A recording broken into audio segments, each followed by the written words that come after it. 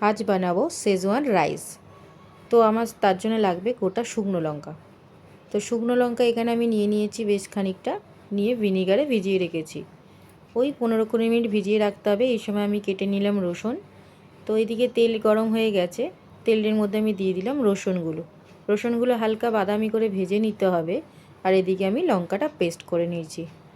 এই যে লঙ্কা আর ভিনিগারের জলটা পেস্ট করে নিয়ে ওটার মধ্যে রসুনটা হালকা বাদামি ভাজা হয়ে গেছে, তার মধ্যে দিয়ে দিলাম ওই পেস্ট করা লঙ্কাটা। আর এখানে কিছুটা ধনেপাতা কুচিয়ে নিয়েছি। এবার দিয়ে দেবো সাদা তিল, বেশ অনেকটাই সাদা তিল।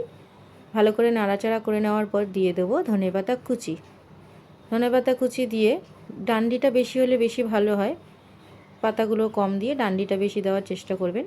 তো ডান্ডিটা দিয়ে ভালো করে, ব্যাস মশলা বলতে এইটা আর নুন দিয়ে ভালো করে নাড়াচাড়া করে এবার এদিকে আমি ভাতটা করে নিয়েছি।